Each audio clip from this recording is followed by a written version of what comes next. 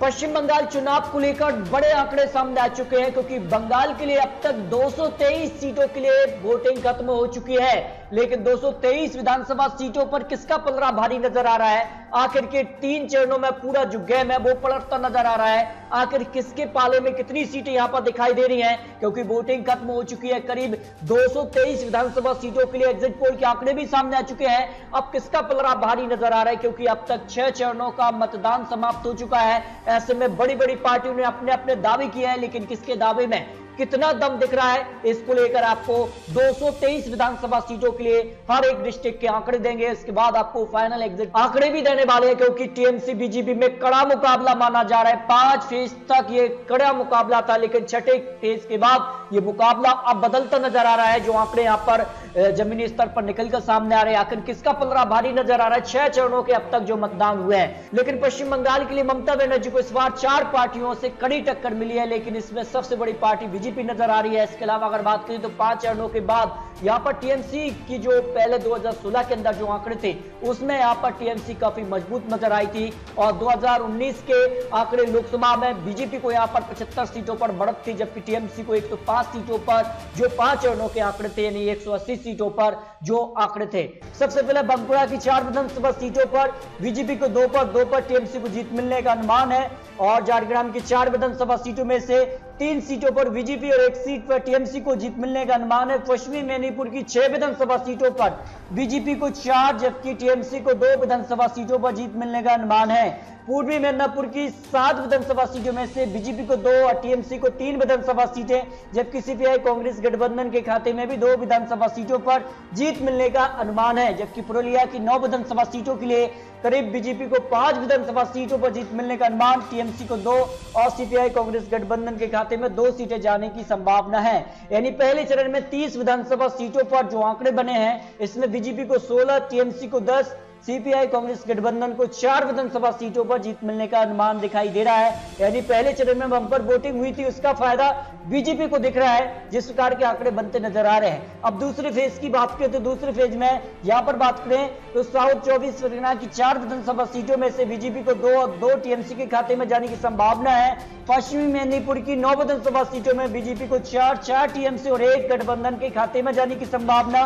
बांकुड़ा की 8 विधानसभा सीटों में से बीजेपी को 5, टीएमसी को 3 विधानसभा सीटें का जाने का अनुमान बड़े एक्सपर्ट ने लगाया है। जबकि पूर्वी मेदिनीपुर की 9 विधानसभा सीटों में बीजेपी को 4, टीएमसी को 3 और 2 सीटें गठबंधन के खाते में जाने की संभावना है। और दूसरे फेज में भी 30 विधानसभा सीटों पर जो आंकड़े बने थे, उसमें भी बंपर वोटिंग हुई थी, और इसका फायदा यहां तक पहुंच रहा है कि 60 विधानसभा सीटों में से अब तक बीजेपी को 31, जबकि टीएमसी को 22, सीपीएम को 4, कांग्रेस को 3 विधानसभा सीटें पर बढ़त मिलने का अनुमान यहां पर 60 विधानसभा सीटों पर लगाया है।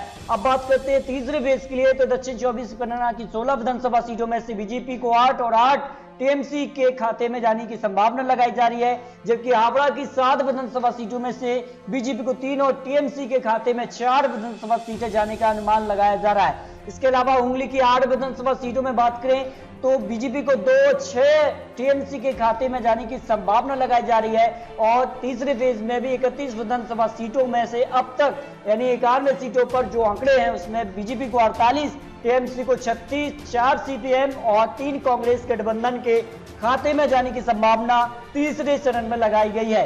दक्षिण 24 परगना की 11 विधानसभा सीटों में बीजेपी को 5, टीएमसी को 4 विधानसभा सीटें जाने की संभावना है। हुगली की 10 विधानसभा सीटें बीजेपी को 5 और 5 टीएमसी के खाते में जाने की संभावना लगाई जा रही है। हावड़ा की 9 विधानसभा सीटों में बीजेपी को 4 टीएमसी और 1 गठबंधन के खाते में जाने की संभावना लगाई जा रही है। कुंज बिहार की 9 विधानसभा सीटों में से 5 बीजेपी को 3 टीएमसी के खाते में जाने की संभावना है। और अलीपुरद्वार की 5 विधानसभा सीटों में बीजेपी को 3 और 2 टीएमसी के खाते में जाने की संभावना लगाई जा रही है।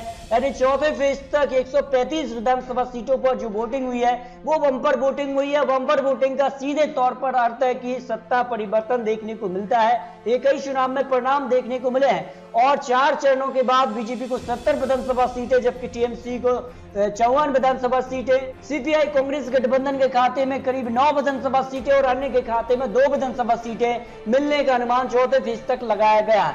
लेकिन पांचवा चरण काफी महत्वपूर्ण बन चुका है। सिर्फ पांचवें चरण में जो अब तक यहाँ पर वोटिंग हुई है वो भी यहाँ पर बम्पर वोटिंग मानी जा रही है। पांचवें चरण की अगर बात की तो करीब 180 विधानसभा सीटों के लिए आंकड़े बन चुके हैं और नादिया की 8 विधानसभा सीटों में से बीजेपी को 3 और 4 टीएमसी के खाते में जाने की संभावना है। दार्जिलिंग में क्लीन स्वीप हो रहा है, बीजेपी के खाते में 5 की 5 विधानसभा सीटें जा सकती हैं, जबकि उत्तर 24 परगना की 16 विधानसभा सीटों में से बीजेपी को 10, 6 टीएमसी के खाते में जाने की संभावना है। पूर्वी वर्धमान की 8 में से बीजेपी को 3 और 4 टीएमसी के खाते में जाने की संभावना है। जलपाईगुड़ी की 7 विधानसभा सीटों में से बीजेपी को 4 और टीएमसी को 2 और कांग्रेस गठबंधन के खाते में 1 विधानसभा सीटें जा सकती हैं और कालिम्पोंग की 1 विधानसभा सीट बीजेपी के खाते में जा सकती है। यानी तो बंगाल के लिए छठा चरण काफी महत्वपूर्ण माना जा रहा है और छठे चरण में भी करीब 80% मतदान हुआ है और यहाँ पर उत्तर दिनाजपुर की 9 विधानसभा सीटों में बीजेपी को 2 विधानसभा सीटें जबकि टीएमसी को 4, सीपीआई कांग्रेस गठबंधन को करीब यहाँ पर 3 विधानसभा सीटों पर जीत मिलने का अनुमान है, जबकि पूर्वी वर्धमान की 8 विधानसभा सीटों में बीजेपी को 3 और कांग्रेस गठबंधन के खाते में 1, जबकि टीएमसी को 4 विधानसभा सीटों पर जीत मिलने का अनुमान लगाया जा रहा है। यानी चौथे फेज के बाद आंकड़े अब टीएमसी के पक्ष में दिखाई देने लगे हैं। जबकि नादिया की 9 विधानसभा सीटों की बात करें तो यहाँ पर बीजेपी को 5, टीएमसी को 3 और यहाँ पर कांग्रेस गठबंधन के खाते में 1 सीट यहाँ पर जाने की संभावना दिखाई गई है। जबकि यहाँ पर उत्तर 24 परगना की 17 विधानसभा सीटों की बात करें तो बीजेपी को 10 विधानसभा सीटें और टीएमसी को 7 विधानसभा सीटों पर जीत मिलने का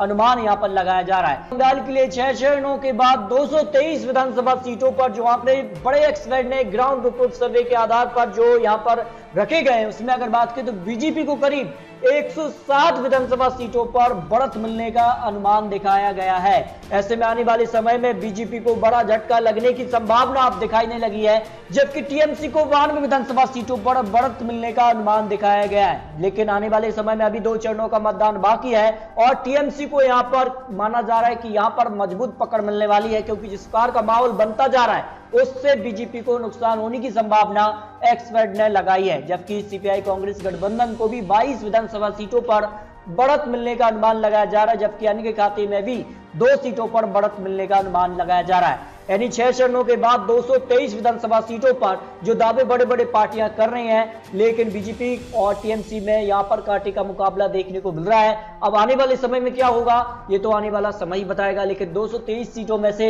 जो है यहां पर बीजेपी को करीब 107, जबकि यहां पर टीएमसी को भी यहां पर 100 तक यहां पर सीटें मिलने का अनुमान दिखाया गया है। लेकिन 2 चरणों के बाद ये फाइनल आंकड़े आपको 2 मई को देखने को मिलने वाले हैं। लेकिन दोस्तों आपको क्या लगता है, आखिर पश्चिम बंगाल में सभी 294 सीटों में से किसे कितनी सीटें मिल सकती हैं? क्योंकि ये तो चुनावी अनुमान और चुनावी आंकड़े हैं, आने वाले समय में क्या होगा ये तो 2 मई को पता चल जाएगा। लेकिन दोस्तों आपको क्या लगता है, आखिर पश्चिम बंगाल में बीजेपी की वापसी या फिर टीएमसी की सरकार बरकरार रहेगी? इस पर अपनी राय रखिए।